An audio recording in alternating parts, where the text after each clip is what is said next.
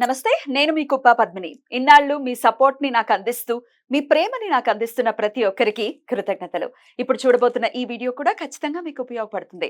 Like, share and subscribe చేసి మీ ఇష్టాన్ని అలాగే మీ సపోర్ట్ ని నాకు అందించండి. అలాగే ఈ వీడియో పట్ల మీ అభిప్రాయాన్ని కమెంట్ సెక్షన్ లో కమెంట్ చేసి నాకు తెలియజేయండి. నమస్తే, వెల్కమ్ టు అవర్ ఛానల్. నేను పద్మిని. ప్రస్తుతంతో పాటు ప్రముఖ ఆధ్యాత్మికవేత్త, వాస్తు జ్యోతిష పండితులు కేఎస్ఆర్ గారు మనతో పాటు ఉన్నారు. మాట్లాడదాం. నమస్కారం అండి. దేవీ నవరాత్రుల్లో 4వ రోజు అమ్మవారిని ఎలా కొలవాల్సి ఉంటుంది, అలాగే దశమహావిద్యలకి సంబంధించి కూడా మీరైతే ఏ ఆరాధన చేస్తారు, ఆ దశమహావిద్యల రూపాన్ని గనక కొలిస్తే ఎటువంటి సమస్యల నుంచి చాలా ఫాస్ట్ గా మనం బయటకు వచ్చేస్తాము అనేది కూడా చాలా సవివరంగా తెలియజేస్తున్నారు. ఆ కొలిచే విధానంలో ఎటువంటి విపరీత ఆచారాలని తీసుకొచ్చేటటువంటి పరిస్థితి లేదు. కేవలం స్మరణ మాత్రమే చెప్తూ ఉన్నారు మీరు. స్మరణంగానే ఒక చిన్న మంత్ర రూపంలో చెప్తూ ఉన్నారు. మరి 4వ రోజు గురించి ఒక్కసారి మీ ద్వారా. తప్పకుండా. ఇక్కడ 4వ రోజుకి వచ్చేప్పటికి సరే మనం సంప్రదాయ సిద్ధంలోకి వచ్చేప్పటికి లలితా త్రిపుర సుందరిగానే మనం చెప్పడం అనేది అయితే ఉంటుంది. అయితే ఇక్కడ లలితాదేవికి వచ్చేప్పటికి ఏంటంటే మనము ఇదే రోజు అందరిలా కాకుండా లలితని, మాతంగిని, తర్వాత వచ్చేప్పటికి వారాహిని, వీళ్ళ ముగ్గురిని కలిపి ఈ రోజు కనుక స్మరించడం అనేది ఒక మంచి తేలికైన మంత్రం అవుతుంది. అది చెప్తాను. అది సాంప్రదాయబద్ధంలో చేసుకోండి లలితా త్రిపుర సుందరి కోసం.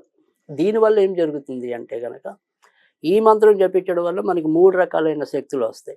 ఒకటి ఏంటంటే ఆకర్షణ శక్తి పెరగటం అనేది, రెండోది వచ్చేప్పటికి ఏంటంటే మన యొక్క సంపదలు వృద్ధి చెందటం అనేది, సో మూడోది వచ్చేప్పటికి ఏంటంటే ఏదైతే మనకి చిరకాల స్వప్నంగా ఉండిపోతున్న ఏదైనా భూములు కొనటం కానీ, ఈ స్థిరాస్తుల విషయం లేదా ఆ స్థిరాస్తుల విషయంలో ఏమైనా ఉన్న గొడవలు కానీ సమసిపోవడానికి ఈ సంయుక్త బీజాక్షరాన్ని చెప్తాను నేను.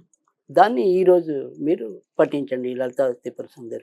మీరు మీ పూజలు చేసుకుంటూ కూడా చక్కగా ఇది కూడా ఒక 10 నిమిషాలు కేటాయించి చేసుకోవటమే. తేలికది. కేవలం 3 బీజాక్షరాలు ఉంటాయి. ఓం ఈం క్లీం గ్లౌం.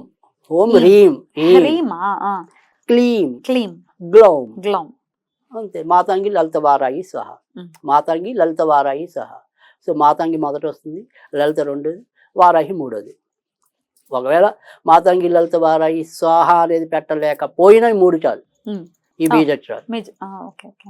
సో ఆ రకంగా చేసుకున్న మీకు ఇందాక చెప్పిన వాటికి పరిష్కారం లభిస్తుంది. అదొక పద్ధతి. సరే, ఈరోజు చాలామంది మన గృహ సముదాయాల్లో చాలామంది ఎలాగో లలిత మన సహస్రనామ పారాయణ అన్నది ఎలాగో జరుగుతుంది. అది మనకి ఎలాగో తెలిసింది, అది వాళ్ళు ఎలాగో చేసుకుంటారు.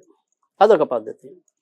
తర్వాత ఈరోజు అమ్మవారికి మరి దదాన్న ప్రియ అని చెప్పి మనకి లలిత సహస్రనామాల్లో వస్తుంది కాబట్టి సాధారణంగా తేనె కానీ దద్దోజనం కానీ ఇవి చాలా అమ్మవారికి ఇష్టమైన పదార్థాలు కనుక ఈరోజు వాటిని పెట్టడం అనేది. తర్వాత మూడోది ఏంటంటే ఇక్కడ మనకి తర్వాత చెప్పబోయే ఏవైతే ఉంటాయో దశమహావిద్యల్లో నేనైనా సరే ఈ రోజు అయితే కనుక చిన్నమస్తాదేవిని పూజించడం అనేది అయితే ఉంటుంది. అలాగే ఈ రోజు అంటే ఇక్కడ మనకి ఏంటంటే ఈ దశమహావిద్యాలలో ఒకసారి ఒకళ్ళు ఇదే రోజు త్రిపుర సుందరిగా ఇచ్చిన వాళ్ళు కొంతమంది ఉన్నారు, తర్వాత చిన్నమస్తాదేవిగా ఇచ్చిన వాళ్ళు కొంతమంది ఉన్నారు. ఈ 2 కాకుండా భువనేశ్వరిగా కూడా చెప్పిన వాళ్ళు కొంతమంది ఉన్నారు. అయితే నా వరకు నేనైతే కనుక చిన్నమస్తాదేవిని కొలవటం అనేది, అంటే అలా చూసినా ఇలా చూసినా నేను చిన్నమస్తాదేవికి ప్రాధాన్యత ఇవ్వటం అనేది అయితే ఉంటుంది. ఎందుకని ఇస్తాను అంటే కనుక ఈరోజు ఆదివారం ఉంటుంది. సో ఇక్కడ చిన్నమస్తాదేవిని పూజించడం వల్ల ఏంటంటే మనలో ఉండే ఎలాంటి రుగ్మతనైనా సరే పోగొట్టడం అనేది చిన్నమస్తాదేవి చేసే పని. అదే మనకి ఎలాంటి అనారోగ్యం ఉన్నా కూడా బాగు చేసేవాడు సూర్యుడు. అద్భుతం, సరిపోయిందిగా. సో అందుకని నేను ఈరోజు చిన్నమస్తాదేవిని పూజించడం అనేది ఉంటుంది. సో ఇక్కడ చిన్నమస్తాదేవిని పూజించాలి అనుకుంటే కనుక సాధారణంగా ఇంచుమించుగా ఈ దశమహావిద్యాలకి బీజాక్షరాలు కొద్దిగా అటు ఇటుగా అన్ని ఒకలానే ఉంటాయి మామూలుగా చెప్పాలంటే కనుక.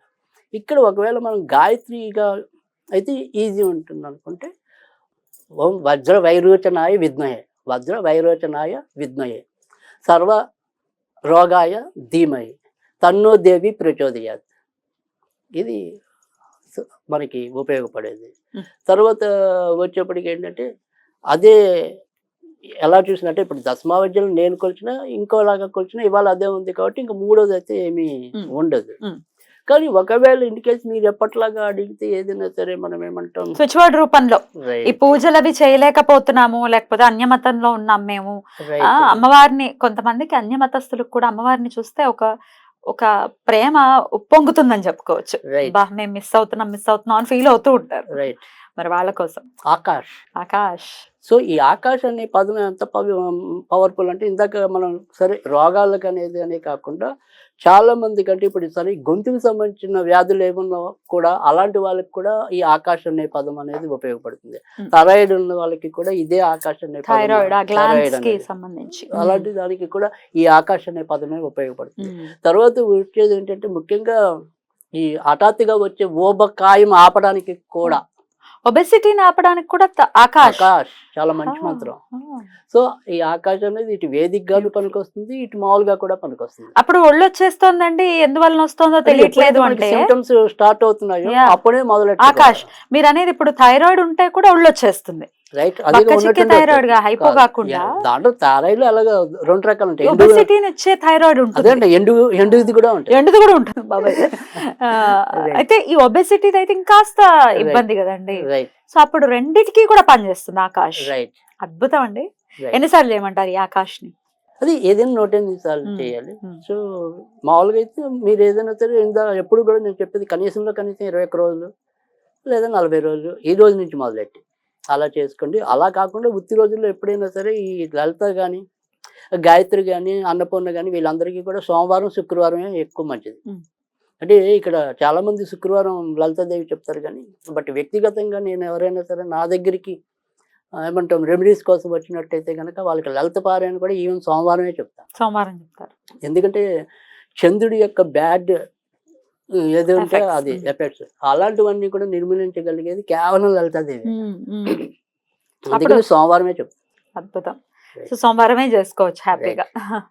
రైట్ అండి, అద్భుతంగా వివరించారు సార్. సో అలాగే ఈ నైవేద్యం సమర్పించడం విషయం కూడా ఒకసారి క్లారిటీ ఇచ్చేసేయండి. చిన్నమస్తాకి అత్యంత ప్రియమైనటువంటి నైవేద్యం ఏంటి? రైట్.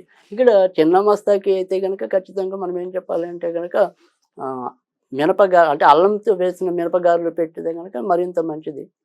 కానీ ఏదైనప్పటికీ కూడా ఆల్మోస్ట్ ఆల్ అందరూ కూడా ఈ దద్దోజనం చీరాన్నం అనేది ఏ దేవతకైనా మనం ఎప్పుడైనా కూడా పెట్టచ్చు. కనుక ఈ రెండిట్లో ఏదైనా కూడా తేలిగ్గా పెట్టాలి. ఎస్పెషల్లీ పెట్టాలనుకుంటే మాత్రం అల్లపు గారెలు.